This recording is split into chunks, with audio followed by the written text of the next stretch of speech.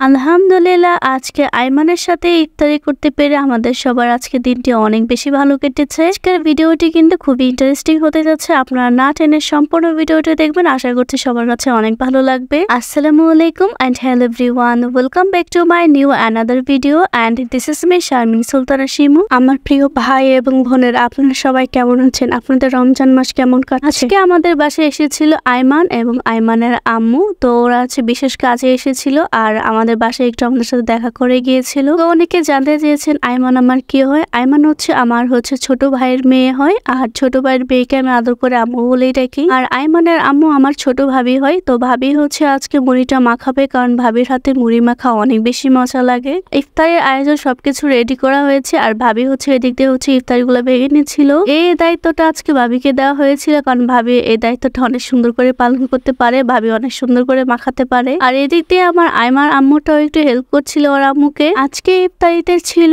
আলুর চপ, পেঁয়াজু, বেগুনি, ছোলা আর অনেক কিছু ছিল। আর এখানে কোন আইসক্রিম ছিল আর জুসও ছিল। এরপর এখানে সালাদ ছিল, তারপর বরিন্দা ছিল আর জিলাপিও ছিল সাথে। এরপর এখানে ছিল আনারস। তো আনারস এগুলো লবণ দিয়ে মরিচ দিয়ে মেখে খাওয়া হবে, কারণ এভাবে খেলে আমাদের সবার অনেক বেশি পছন্দ। এরপর ছিল সবার পছন্দের ডিম চপ। তো ডিম চপ খেতে আমাদের বাসার সবার অনেক বেশি পছন্দ, আইমেনারও অনেক বেশি পছন্দ। এরপর এখানে খেজুরও রাখা হয়েছিল, ভালো করে পানি দিয়ে ক্লিন করে নিয়েছিল আগে থেকে। ইফতারের আগ মুহূর্তে আমরা সবাই মিলে দোয়া করেছি, এটা আমরা প্রতিনিয়তই করি। এখানে আইমানও দোয়া করছিল। আমার কিউট আইমান আম্মুটা দেখেন মুখে জানি কি বলছিল, মানে কি দোয়া পড়ছিল, আমি ভালো করে বুঝিনি ওর কথা। আর দেখেন কত কিউট লাগে না আমার আম্মুটাকে। সবাই কিন্তু মাশাআল্লাহ বলতে একদমই ভুলবেন না। আমার এই কিউট আম্মুটার জন্য সবাই অনেক বেশি বেশি করে দোয়া করবে। দোয়া ধরা শেষ, তারপর ও কেন আবার বলছিল যে আবার দোয়া ধরো, আবার দোয়া করবো আমরা। তারপর এক একটা দোয়া করে ওই নিজে নিজেই দোয়া করছিল। এরপর ইফতারের সময় হয়ে গেছিল আর মসজিদে আজান দেওয়া হয়েছিল। আমরা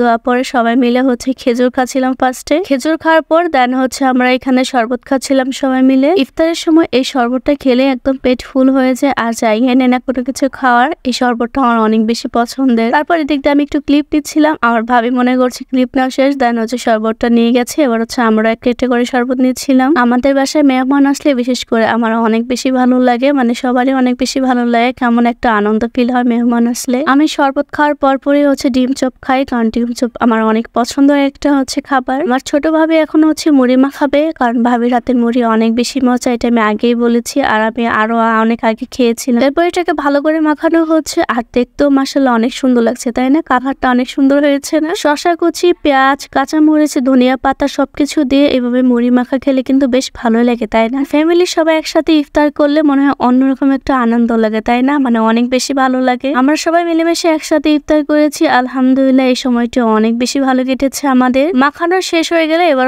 সবাই আমরা একটু একটু করে খেয়ে নিচ্ছিলাম। আসলে মুড়ি মাখাটা অসম্ভব মজা হয়েছিল। থ্যাংক ইউ ভাবিকে এত সুন্দর মুড়ি মাখিয়ে দেওয়ার জন্য। আজকে ভিডিওটি আপনাদের সাথে এখানেই শেষ করছি। সবার সাথে দেখা হবে নেক্সট কোনো ভিডিওতে। সেই পর্যন্ত সবাই সুস্থ থাকবেন, ভালো থাকবেন, আর আমার জন্য অবশ্যই দোয়া করবেন, মানে আমার ফ্যামিলির জন্য দোয়া করবেন। আপনাদের সবার জন্য অনেক অনেক দোয়া এবং ভালোবাসা রইল। আল্লাহ যাতে আপনাদের সবাইকে নেক হায়াত দান করে। এমন কোনো ইফতারি খায়নি, একটু আলুর চপ খেয়েছিল আর এখন আইসক্রিম খাচ্ছে সে। তার নাকি কোন আইসক্রিম অনেক বেশি পছন্দ। অনেক কিউট আম্মুটার জন্য সবাই অনেক বেশি বেশি করে দোয়া করবে। একটু খেয়েছে সে, আর খাবে না, তার নাকি আর খেতে ইচ্ছে করছে না। তো আমরা এখানে বিদায় নিচ্ছি সবার সাথে। সবাই ভালো থাকবেন, সুস্থ থাকবেন, আল্লাহ হাফেজ।